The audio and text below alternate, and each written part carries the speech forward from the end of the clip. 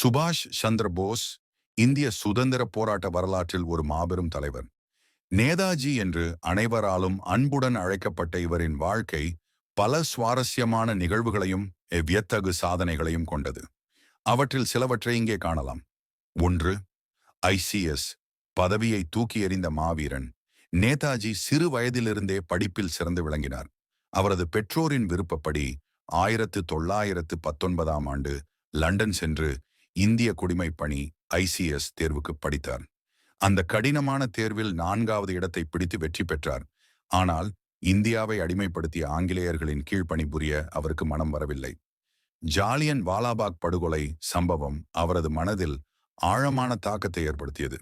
இதனால் அந்த மதிப்புமிக்க ஐசிஇசிஎஸ் பதவியை ராஜினாமா செய்துவிட்டு 1921ஆம் ஆண்டு இந்தியா திரும்பினார். என் தாய்நாட்டின் வருத்தம் அதை விட பெரியது என்று கூறி சுதந்திர போராட்டத்தில் தனது அடியை பதித்தார். 2ஆம் காந்திஜியுடன் கருத்து வேறுபாடு, தனிப்பாதை. சுபாஷ் சந்திர போஸ் இந்திய தேசிய காங்கிரஸ் கட்சியில் இணைந்தார்.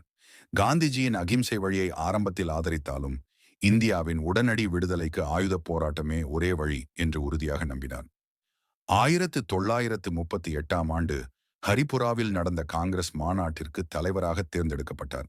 1939ஆம் ஆண்டு திரிபுரி மாநாட்டிற்கு பிறகு காந்திஜியுடன் கருத்து வேறுபாடுகள் ஏற்பட்டதால் பார்வர்டு பிளாக் என்ற தனி கட்சியை தொடங்கினார்.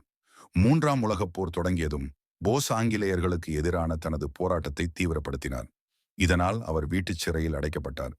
ஆனால் ஆங்கிலேயர்களின் கண்களில் மண்ணை தூவி மாறுவேடத்தில் தப்பித்து ஆப்கானிஸ்தான் வழியாக ஜெர்மனிக்கு சென்றார். அங்கே ஹிட்லரை சந்தித்து இந்திய சுதந்திர போராட்டத்திற்கு ஆதரவு கோரினார். 4ஆம் இந்திய தேசிய இராணுவத்திற்கு ஐஎன்ஏ ஆசாத் ஹிந்த் பௌஜ் புத்துயிர் ஊட்டினார்.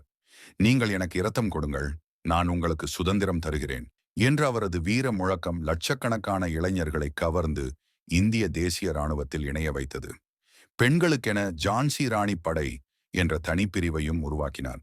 5ஆம் சுதந்திர இந்திய அரசு பிரகடனம் 1943 அக்டோபர் 21 அன்று சிங்கப்பூரில் போஸ் சுதந்திர இந்திய இடைக்கால அரசை பிரகடனம் செய்தார். சப்பான், ஜெர்மனி, இத்தாலி உள்ளிட்ட 9 நாடுகள் இந்த அரசுக்கு அங்கீகாரம் வழங்கின. அந்தமான் நிக்கோபார் தீவுகளை ஆங்கிலேயரிடமிருந்து மீட்டு அங்கு முதல் தேசிய கொடியை ஏற்றினார். இந்த நிகழ்வு இந்திய சுதந்திர போராட்ட வரலாற்றில் ஒரு மைல்கல்லாக அமைந்தது. 6ஆம் எடைக்கு எடை தங்கம் 1945 ஜனவரியில் பர்மாவின் ரங்கூனில் நேதாஜியின் 48வது பிறந்த நாள் கொண்டாடப்பட்டது. அங்குள்ள இந்தியர்கள், குறிப்பாக பர்மா தமிழர்கள், நேதாஜிக்கு எடைக்கு எடை தங்க கட்டிகளை கொடுத்தனர். நேதாஜி முதலில் மறுத்தாலும் அவரை தராசில் உட்கார வைத்து தங்கம் கொடுத்தனர்.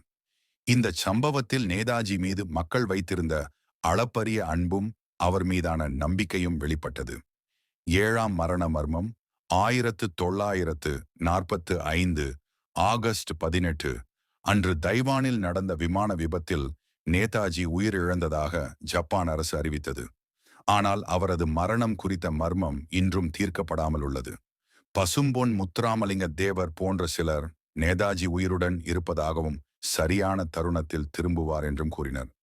இந்த மர்மம் நேதாஜியின் புகழையும் அவர் மீதான மக்களின் ஆர்வத்தையும் மேலும் அதிகரித்துள்ளது. நேதாஜி சுபாஷ் சந்திர போஸ் தனது அஞ்சா நெஞ்சமும் தன்னலமற்ற தியாகமும் தேசப்பற்றும் கொண்ட வாழ்க்கையால் இந்திய சுதந்திர போராட்ட வரலாற்றில் நீங்காத இடம் பிடித்துள்ளார்.